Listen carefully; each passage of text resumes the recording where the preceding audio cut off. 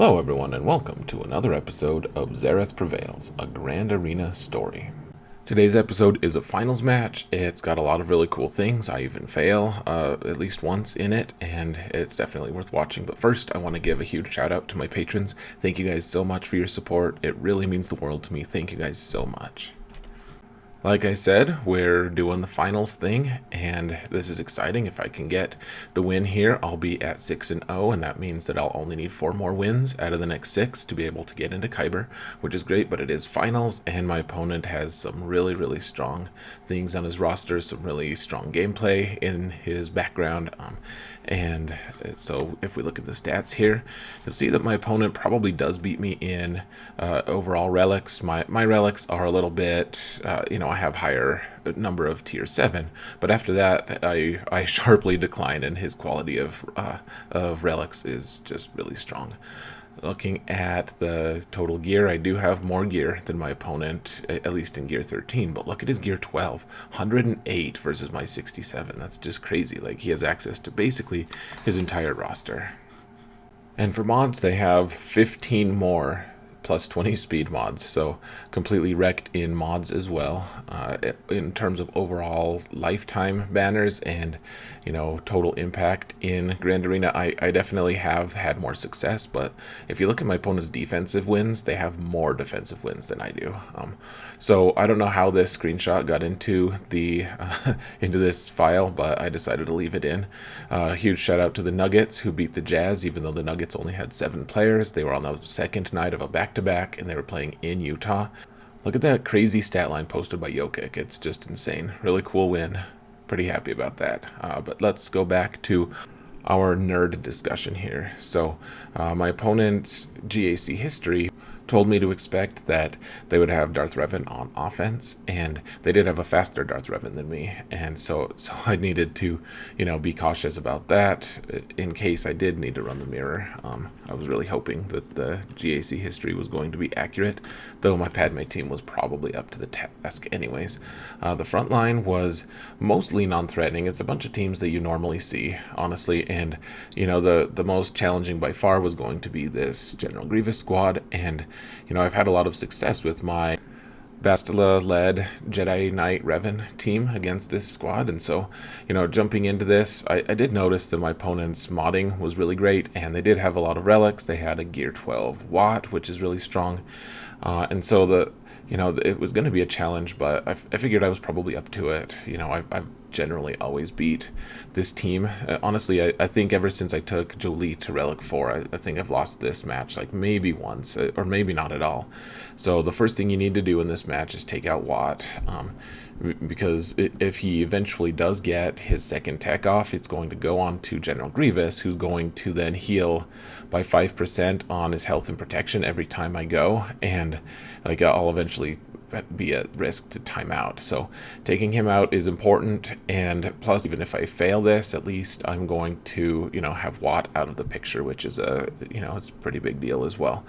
So now you see that the taunting tech is on B2, but Magna Guard is also taunting, and he's only gear 12, and so I was like, well, maybe I'll just try to take Magna Guard out here. And I think that was probably a mistake, because every time I hit Magna Guard, then B2 went and did a bunch of hits on me, and Jedi Revan died super early in the match. Like, he normally survives quite a bit longer.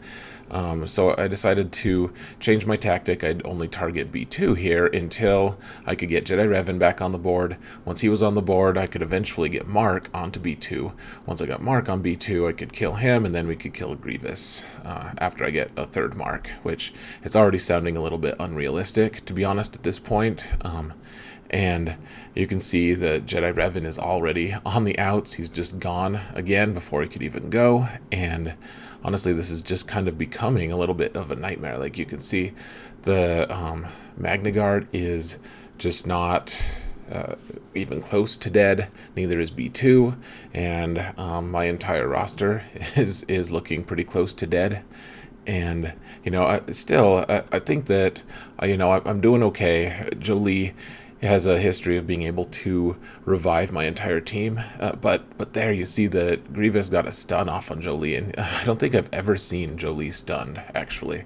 Like, I don't think that's ever happened. And just like that, I lost. Like, it was pretty shocking, and I thought that I had a little more play, and then Jolie was just stunned and then dead, and that was that. So I did get to check failing in a high stakes finals off my bucket list, so that was nice. No, don't have to do that ever again. Kind of a nice perk to that loss. And what I decided to do now, I needed to know more information about what kind of teams I was going to face, because all my options to take out General Grievous were going to probably be one of my meta teams. And so I decided to, I had the option to take troopers against either Nightsisters or bounty hunters. The Nightsisters were looking a little too relic-y for my taste, so I decided to go against bounty hunters. These bounty hunters were actually extremely tanky as well, as you'll see. Like all of my AoEs have done almost nothing to any of the rest of the bounty hunters, just because they have a lot of their own relics themselves.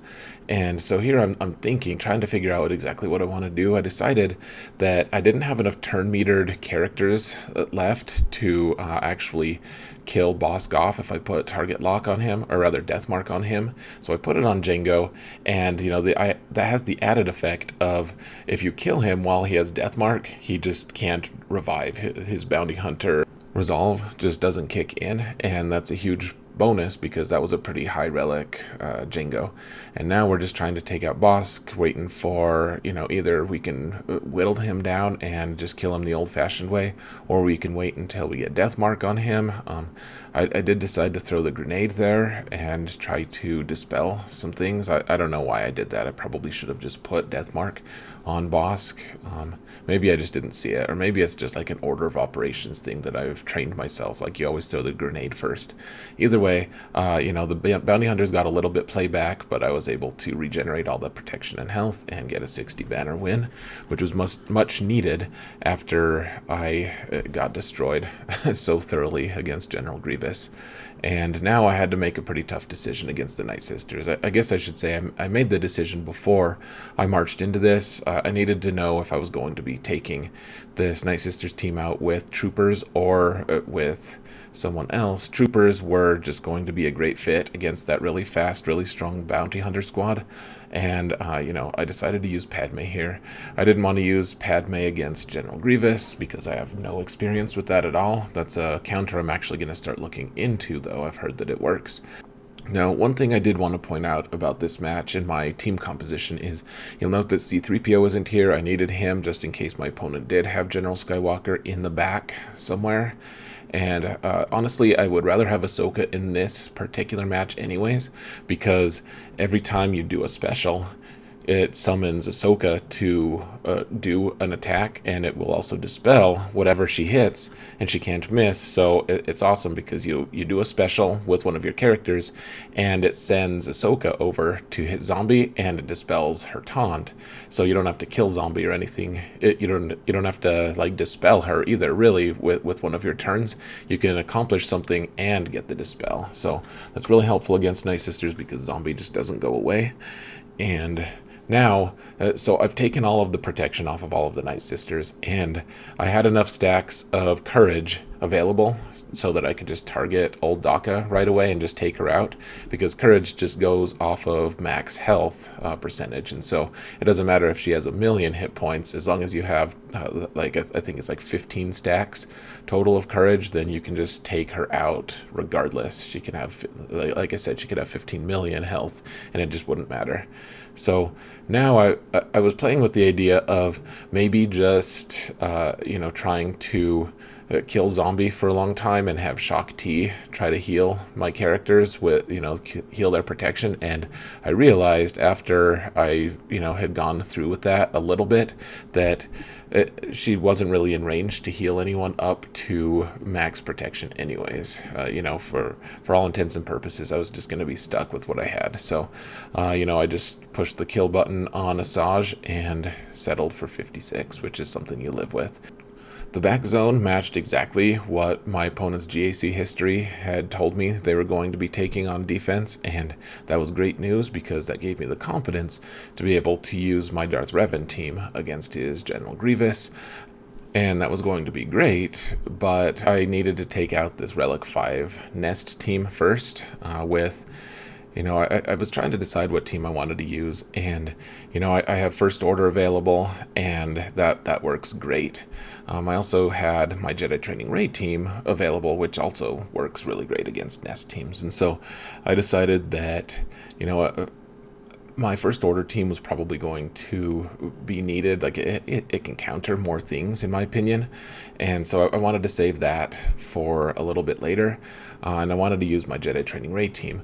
The other reason I wanted to do Jedi Training Ray is, not only is she great at control, so is First Order, but Jedi Training Ray with Finn has a great amount of, just healing ability that you can regenerate health and protection really well.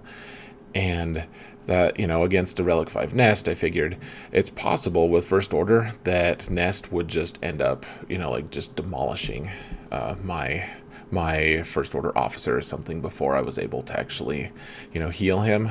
And so I went with Resistance here. And so you'll note that I killed Vander Chewbacca very first, and then after that, Kira was kind of close to dead anyways. One thing to note is I'm just totally ignoring L3 right now, because anytime I hit L3, she will passively dispel any buffs, or rather any debuffs, on one of her teammates, and we just want Nest to be hanging out there and not doing anything for as long as we can. The second we start hitting L3, though, you'll see that all of the buffs, or all of the debuffs, disappear on her first, and then my second hit, they all disappeared on Nest. And so now we're just in this race. We need to kill L3 before Nest can really start going and doing a ton of damage. In this L3, I was lucky. This L3 is only gear 12. At gear 13, it starts getting pretty dicey. Her armor starts going crazy. She has a ton of crit avoidance. It can turn into a mess pretty quick. So now I have Nest alone, and this is the part that a lot of people find challenging. I am speeding it up a little bit because the match does take a while, and as entertaining as it is for me to just keep shooting Nest with a ton of things, like it probably just isn't entertaining, frankly. So one thing that I was trying to do here before I started really in earnest trying to kill Nest was I was trying to get all of my health and protection regenerated for full banners. We always want to be conscious of banners.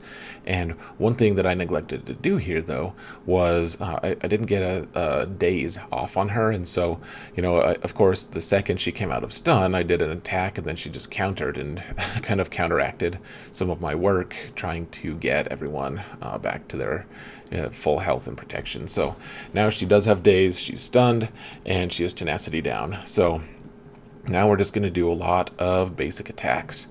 And the reason for that is the second I apply expose, when I do specials, then the expose is going to actually reduce her turn meter, and we want her to start taking turns. So eventually here, you see her turn meter is almost full. She took a turn, she was stunned, so she didn't actually get to do anything, and now we can actually start hitting her again. We were able to do one hit of good damage, and now she's regenerating all of her, or rather, she's not regenerating it, she's, I guess, generating a ton of bonus protection that we can't dispel or anything. And so now, we're just plugging away at her, trying to make her take a turn. Once she takes another turn, then hopefully we'll be able to take her out. And you'll see, like, even though I'm doing my basics, Resistance Trooper is getting so many turns that, I'm not actually able to get a turn, or rather, have her take a turn. And my time is really running short. Like, I have 30 seconds, 25 seconds now. And it's like, am I going to be able to take her out? With R2, I did just use the special there so that he didn't actually give any bonus protection to her, and then Rey was able to finish her off. So, kind of close to the wire there. I think that I could have done it considerably earlier if I hadn't been as concerned about getting health and protection up. But as it stood, I got 60 banners, and all was under control for the most part until the very end, where it turned a little frantic, and good to go. So now we can focus on General Grievous and see what's in the back zone. Now, after having failed an attack, a lot of people will just kind of mentally check out and decide, like, okay, I'm going to clear everything, but I won't care about banners, because my efficiency's already been compromised. And I will say, I think that's a pretty big mistake. It's a fallacy. You want to maximize your banners no matter what, especially if you failed an attack, because if you do it right, then potentially your opponent is going to, even if they full clear you, hopefully you'll be able to, beat them via efficiency anyways. Like, people drop a lot of banners sometimes. So here I did decide not to take Marauder. The goal here was just to get one of their characters down to below 50% health, which would then give General Grievous Death Mark. And, you don't want to kill that character. You want to get them to below 50% so that he gets Death Mark, but then you don't want them to die, because then he'll immediately go and lose Death Mark. So I did manage to kill Grievous fairly quickly. You just have to pick your target wisely and use the right special to be able to do that. And that there's no like science to that. That's just kind of eyeballing. Like, well, generally my Malak does this much damage against a Gear 12 character that's a tank. It's like, it could have gone pretty wrong. Easily just been able to kill Magna Guard, and then General Grievous goes crazy, and all that I have left is Malak, and I have to clean up with Ewoks or something crazy like that. But in the end, it did work out. 37 banners here is perfectly acceptable to clean up General Grievous. And now we see the moment of truth. Is General Skywalker or Darth Revan in the back? Because that could really hurt us. Happily, though, these two teams in the back are strong-ish on defense, but they're nothing we can't handle. The biggest question mark is, which team am I going to actually use to be able to counter one of these teams? I'll have to use one of like a non-standard squad. So I did decide to use 3-man Commander Luke here against Kylo Ren. And one thing, man, I saw so many times in this last round, people have been using their C-3PO along with the Commander Luke team to take out First Order, and they've said, like, man, I timed out. I heard, I think, 4 different people tell me that in this last match, and I feel bad because it's very preventable. Just don't take 3PO and you won't time out. Kylo does regenerate health and protection based off of the number of debuffs that he's getting, and every time you do damage, it also heals him, beyond just the buffs and debuffs. And so it's really tough to take him out, especially if you're doing a ton of debuffs to him. But with just this trio, and granted, all of my relics here are really high, just the trio does fantastic job. So 61 banners there, take out First Order Officer first, unless there's Hux, take him out. But that's a pretty consistent 62, 61-ish banners. So we're trying to, just get some of these banners back. Now, I wasn't sure what to use against the Newt squad. It was the it was the strongest of the 3 remaining squads here. And I decided that just using a Traya squad and just kind of undersizing it and being real cautious in my approach was probably going to be the best way to do it. Traya is actually a really good control squad as well. You see there's Shore Trooper here for the taunt. Zalbar has the passive taunt. The Droideka has the ability to, go damage immune. So you see that with Scion, I actually deferred using my AoE because I wanted to be able to dispel Droideka eventually, and I also wanted to be able to dispel Zalbar if I could. Now, I did isolate Zalbar here because he's got a really great 2-man game with Mission, and now you see Mission is just going to be operating alone, and that's what we want. We don't want her to be assisting Zalbar every time, because that's really going to dig into our banner count, and that's what we want to avoid. And right now, Mission does some damage, but Droideka is the one that can do the most by far. So decided to just execute him so we don't have to worry about him. And now, none of these characters really present much threat at all. Mission presents some threat, I guess, but, she's not actually hitting nearly as often as she normally does with Zalbar, because Zalbar is isolated. And, now we're just trying to I mean, we just have to bide our time, basically. Do we pay extortion? What do we do here? And frankly, I'm a huge proponent. I think we should always be paying our extortion fee if we can, unless it's a really, central, important move that we need to be making. It can get really frustrating to do that, but in the long run, like, paying extortion is really going to save you a lot of headaches later down the line. So here I'm trying to decide who to execute. Decided on Mission. Mission is strangely resilient at times, and just wanted to get rid of her.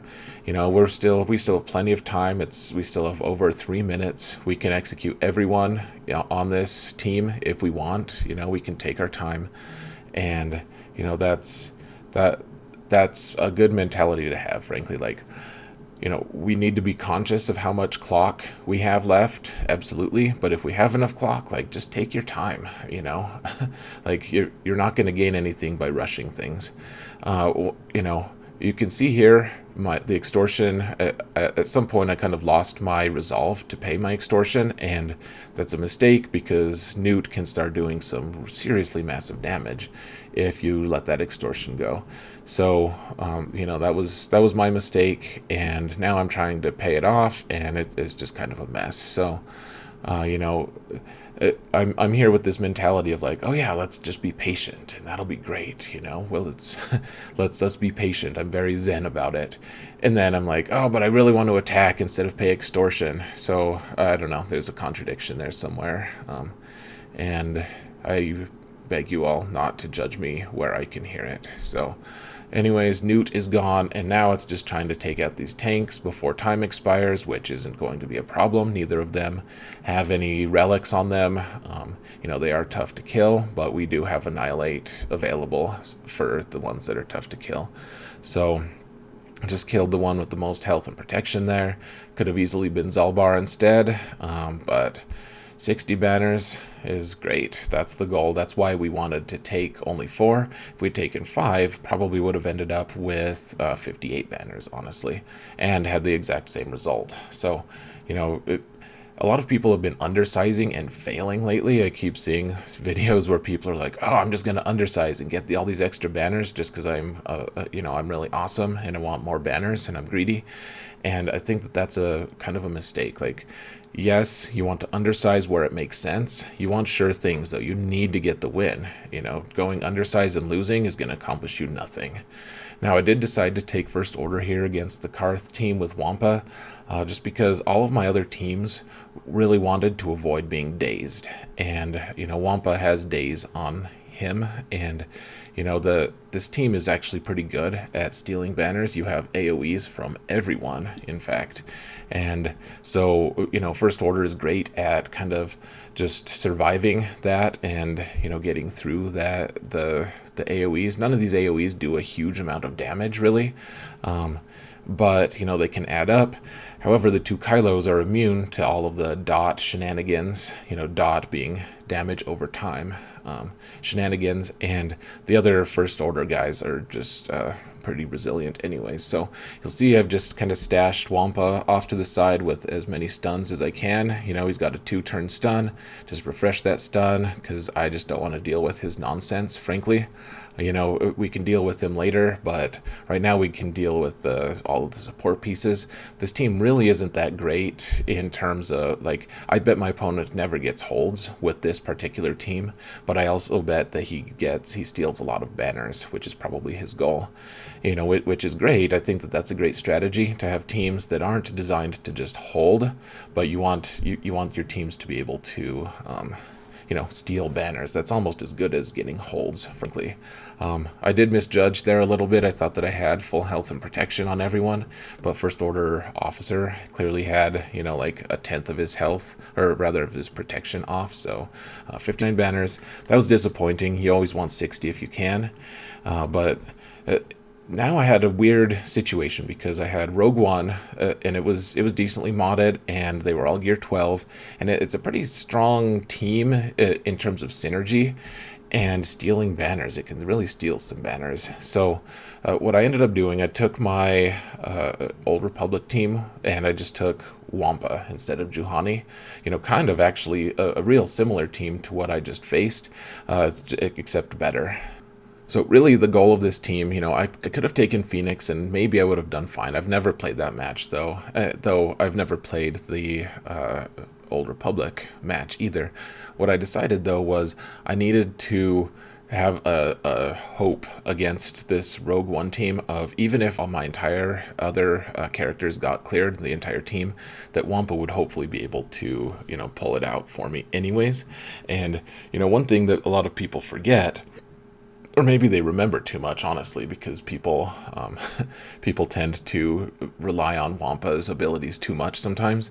But whether you forget or you remember, the thing to keep in mind with Wampa is he does double damage against rebels, and that makes Rogue One soloable if you're taking like a relic something Wampa. My Wampa is pretty basic. Like, he's a gear 12 plus 3, I think. And he's got decent mods and everything. He's not great though. He's not a paragon of offense like some other people's are. But one thing that's great about Wampa too is if he gets his Wamp off, his AoE right off the bat, he gets a ton of bonus protection that can't be dispelled. And that leads him to being pretty banners efficient as well. Anyways, over time, I was just able to whittle these guys down and got 57 banners, which I guess is good. I recently made a video where someone got 57 or 56 against against Rogue One, and I said that was embarrassing to get that score, so it's kind of good karma for me to get that as well. But I did get the full clear. I failed one of my attacks right away, but I feel like I rallied pretty well.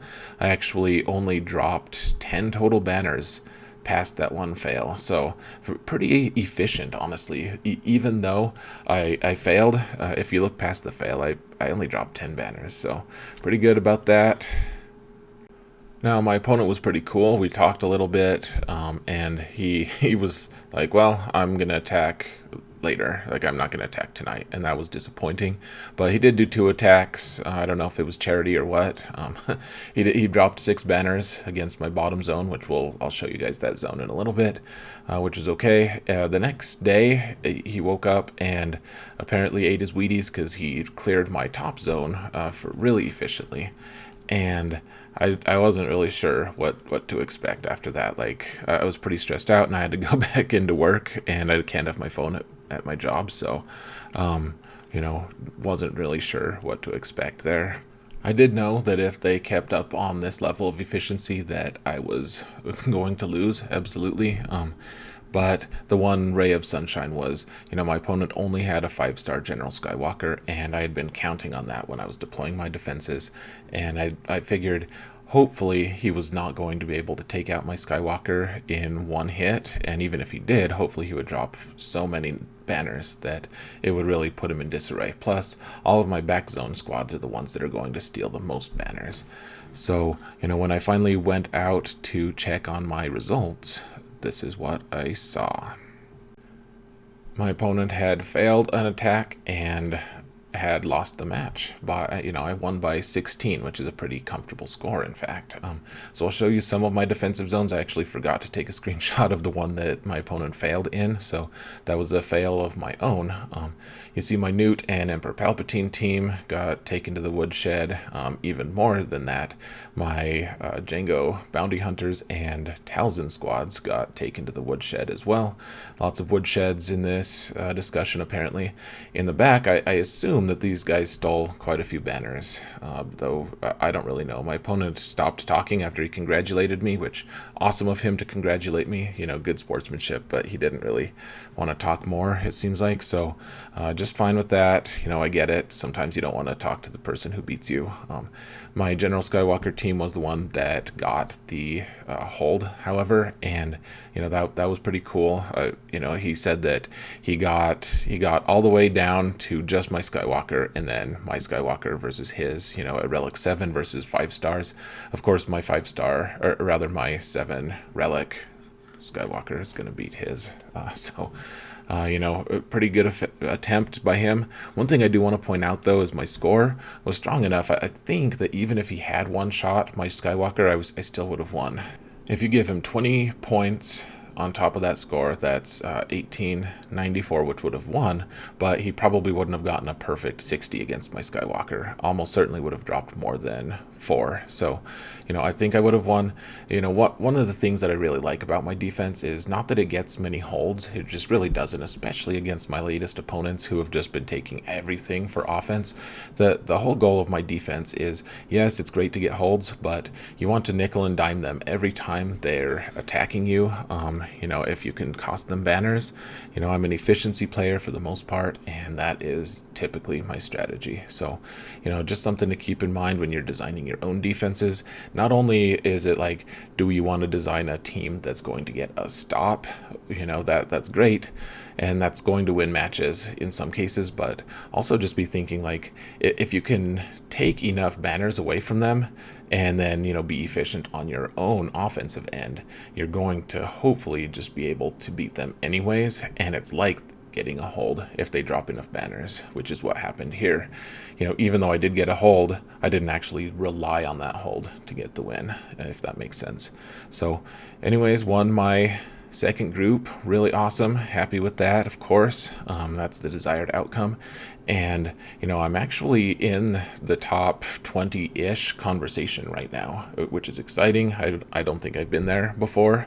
And who knows how long it's going to last. Pretty cool, though.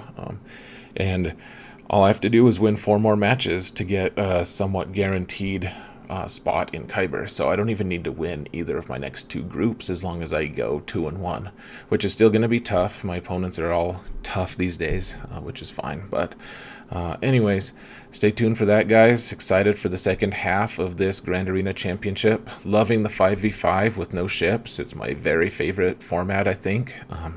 And anyways, guys, thank you so much for watching. And remember that in all things, Xaereth prevails.